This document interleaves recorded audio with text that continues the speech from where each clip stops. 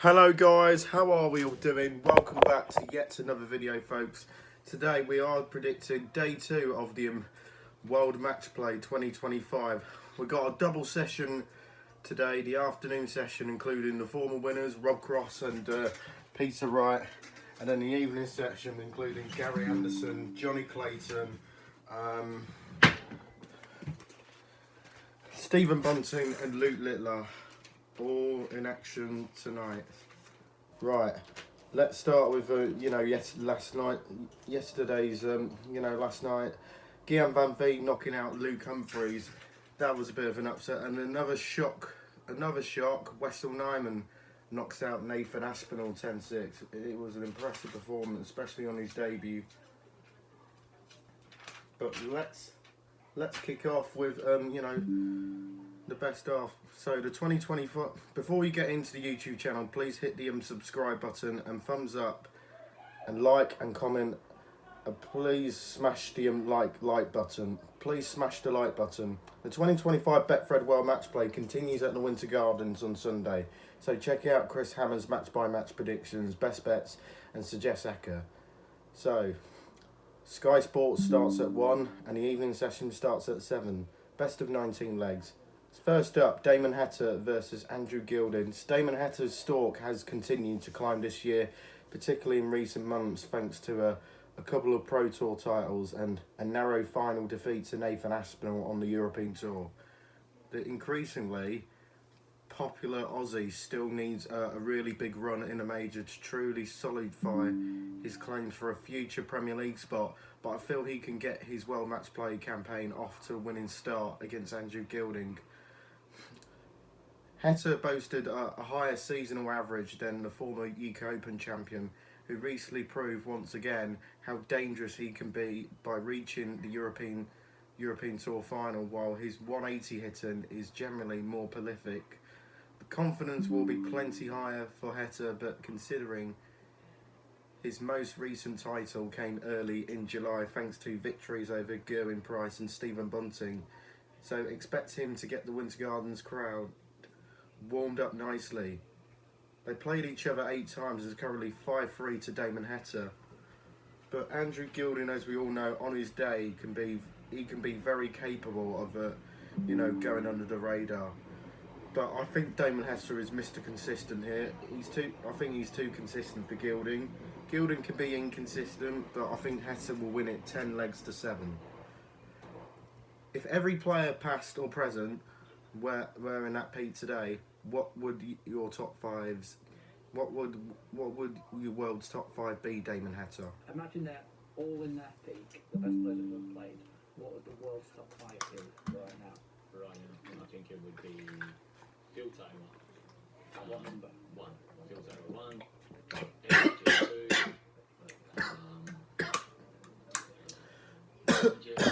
Sorry. There is not there yet, so I'm going to go Gary Anderson. What about him? I'm going to say like Humphries, and I'm going to go Barney. So you'd have Humphries over Littler in this list? Why would you chuck that out? Look, right now, I'm going to say, because I know he's flying, he's cool, but if he was to fall off the face of the earth, then I'm not putting him in that list. So at the moment, till he does his work, we'll come back and revisit this question. Good kind words, Damon. Right, second match, Rob Cross versus Dirk van Dijvenbode. It's been understandably inconsistent year for Rob Cross, as he arrives in Blackpool with question marks about his chances of winning a second World Matchplay title. Volta to start the year on fire by winning the Dutch Darts Masters and the First Players Championship event, but admitted his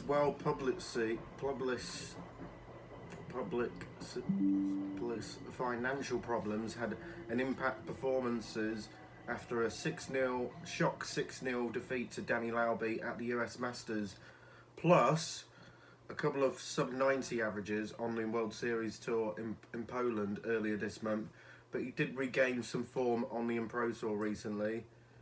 Dirk van Dijvenbode, by contrast, has been enjoying a resurgence in 2025, While he's not won any titles yet, but he's been firing in high averages, and his rate of 180s per leg is up to what it was before his injury problems.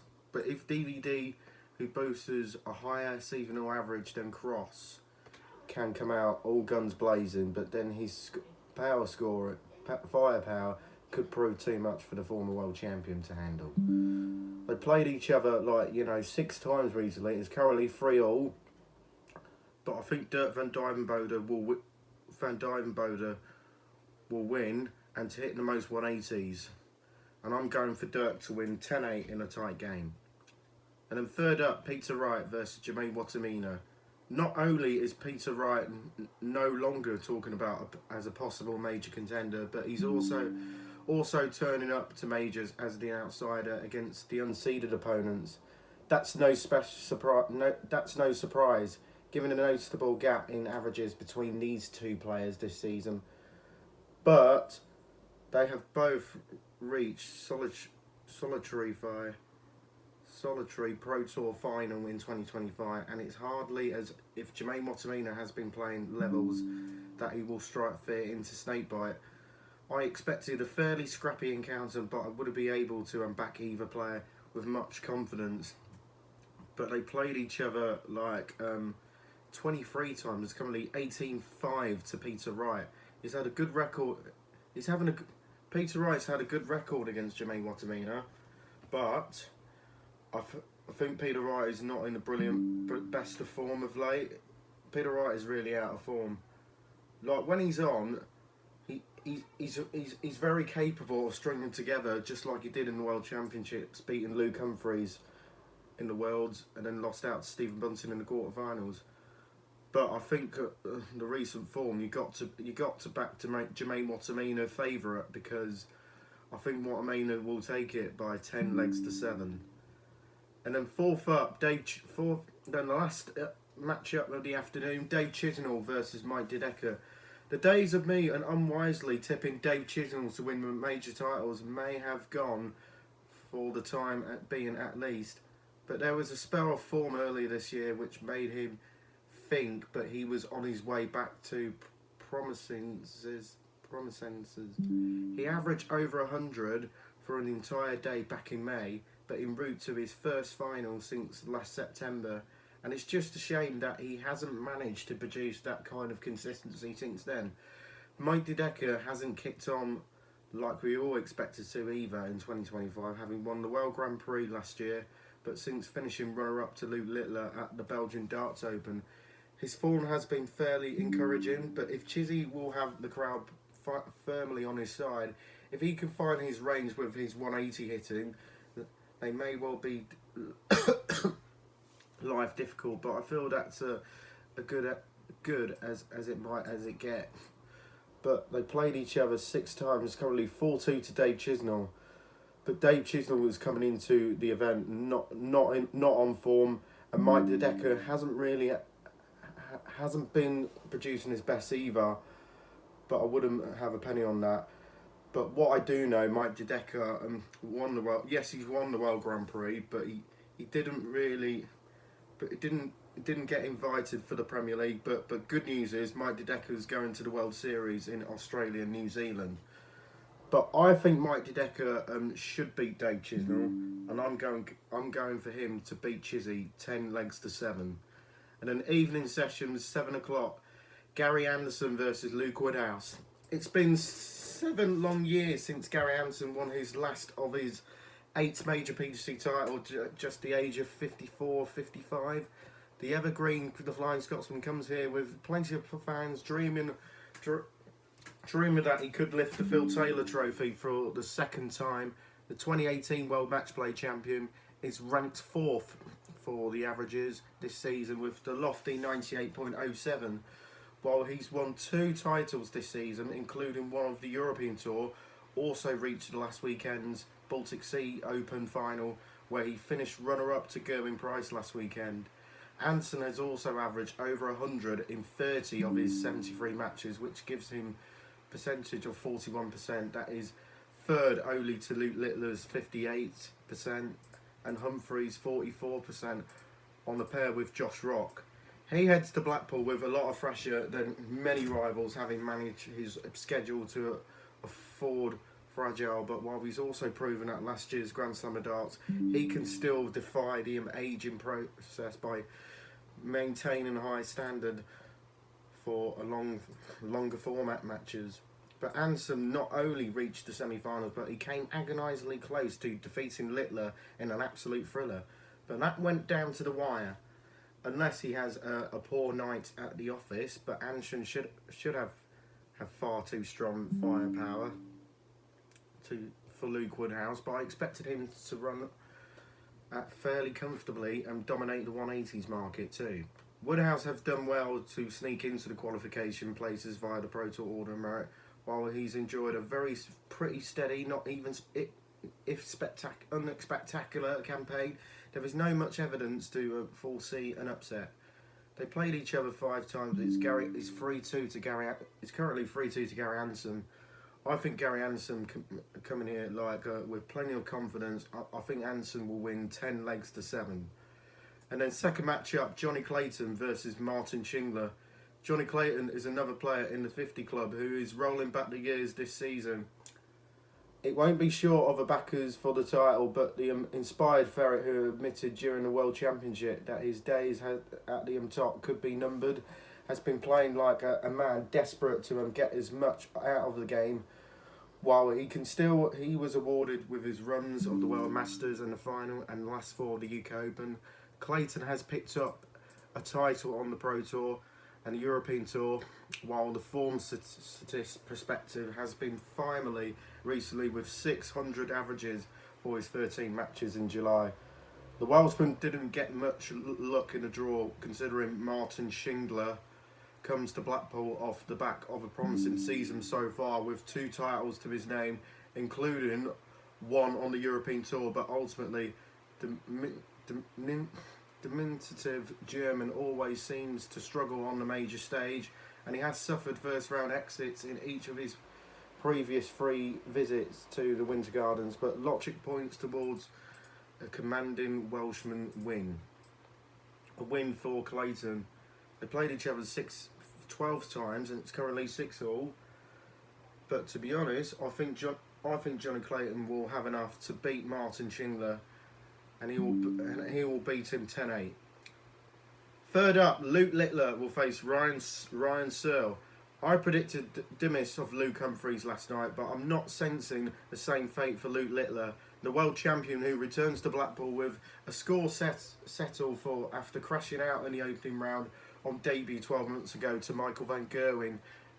Is the only player to have yearly average over 100.93, while he's astonishingly reached 3 figures in 60 of his 102 matches and in 5 maximums, which is over 100 more than his closest rival Gerwyn Price.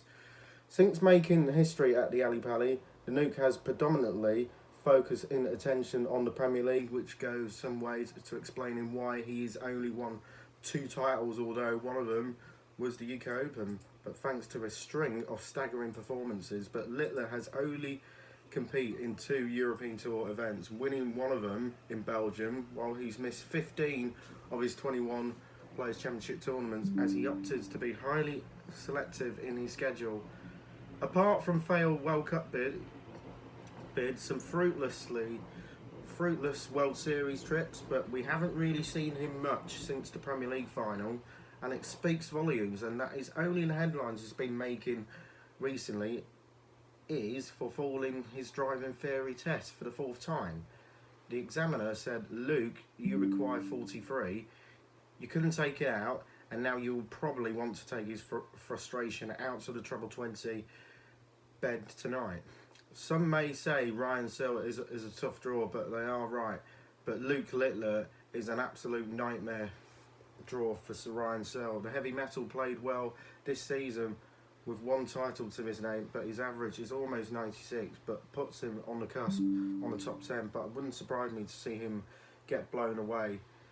Luke Littler has a 3-0 head-to-head record, but I think Littler all the way, win most 180s and highest checkouts. I can see Luke Littler to win 10-5. And then And then last matchup, Stephen Bunting versus Ryan Joyce. Stephen Bunting has reached more finals than anyone this season with 7, and he's won 3 of those, including stage events in Bahrain, Riesa and Copenhagen, almost banished all the memories of his difficult Premier League campaign.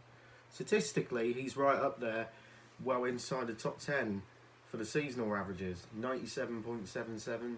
If he's shortened for the sample sign to the start of June, he's second with a 98.83. Bunting may not have a great track record in Blackpool in just one quarter-final run in 10 appearances, but it's fair to say he's a lot more established and confident than he ever has been. So this could well be the year he mounts a serious Winter Gardens challenge that St Helens Days has to make sure he backs up his heavy scoring with a sharp finishing tonight to prevent giving the dangerous Ryan Joyce too many opportunities on double 16. But there is plenty of reason to optimism on both fronts. But if Joyce's third appearance in Blackpool is so far, he's yet to win a match on this stage, so that could play on his mind surely. But if it gets close, but I can't see Ryan Joyce like beating Stephen Bunting. Ryan Joyce just sneak into the back door just ahead of Christopher Ratajski on count back. But I think Bunting will have too much for they played each other 7 times. There's currently 4-3 to Stephen Bunting. I'm going for Stephen Bunting to have too much for Joyce, and I'm going for him to win 10-6.